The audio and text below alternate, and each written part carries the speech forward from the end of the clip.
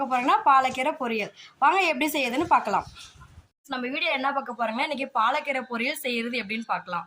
அதுக்கு ஃபர்ஸ்ட் வந்து பாலக்கீரை வந்து நான் ஒரு கட்டு கீரை வாங்கி சிறுசா கட் பண்ணி வச்சிருக்கேங்க. அதுக்கப்புறமா அதுக்கு என்னென்ன தேவைன்னா ஒரு 2 சைஸ் மீடியமான பெரிய வெங்காயம் கட் பண்ணி வச்சிருக்கேங்க.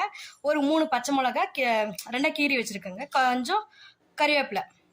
வாங்க எப்படி செய்யறதுன்னு பார்க்கலாம். வந்து ஒரு கடாயை வந்து வச்சிருக்கேங்க ஸ்டவ்ல. இப்போ வந்து கொஞ்சம் எண்ணெய் நமக்கு தேவையான அளவு ஊற்றிக்கலாம்.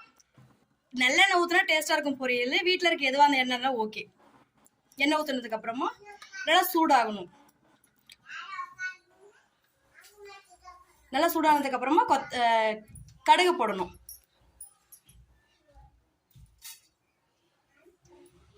பாருங்க, கடுகு நல்லா பொரிஞ்சு வரணும். எண்ணெய் நல்லா சூடான உடனே கடுகு பொரிஞ்சிடும்.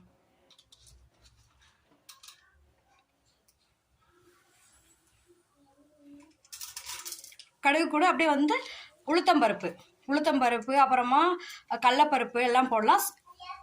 சீரகமும் கொஞ்சம் ஆட் பண்ணிக்கலாம். சீரகம் போட்டால் நல்லா ஜீரணமாகும்னு சொல்லுவாங்க.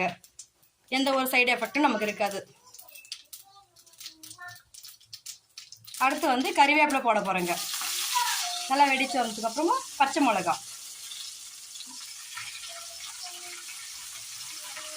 அப்புறம் 2 கிண்டி விடணும். அதை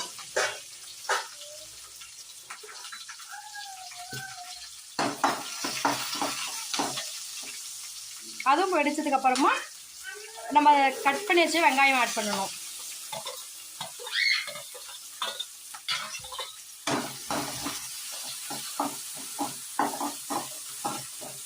வெங்காயம் வந்து நல்லா வதங்கிறதுக்காக கொஞ்சமா நம்ம வந்து கல்லுப்பு ஆட் பண்ணணும். அதில் ஆட் பண்ண வச்சுக்கோங்க. நல்லா வெங்காயம் வந்து வதங்கி வரும், பொன்னிறமா வதங்கும்.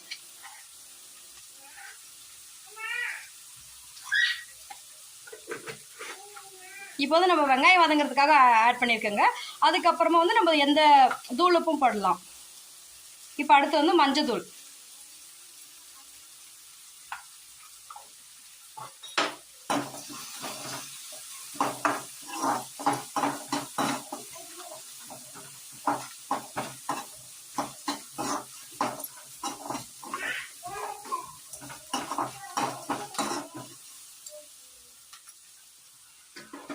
இப்போ நல்லா வெங்காயம் அதெல்லாம் வதங்கினதுக்கு அப்புறமேட்டு பாலக்கீரை கட் பண்ணி வச்சுக்கோங்களா, அதை நம்ம இப்போ போட போறோங்க. அதில்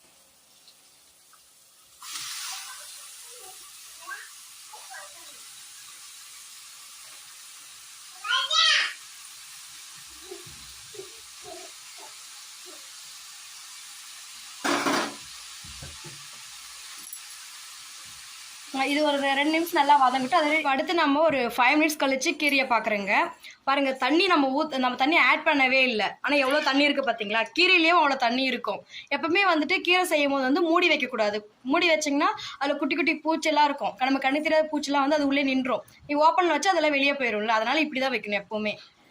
அடுத்து வந்து கொஞ்ச நேரம் கழிச்சு பார்ப்போம்.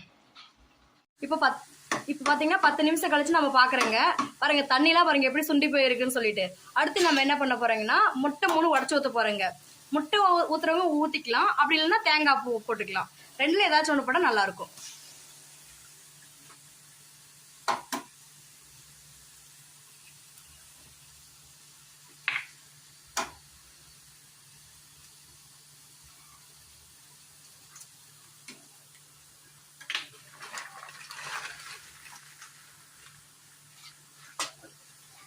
அடுத்து அதை வந்து நல்லா கிண்டி விட்டுக்கலாம். லைட்டா பார்த்து பொறுமையா செய்யணும், அப்பதான் வந்து அது நல்லா இருக்கும்.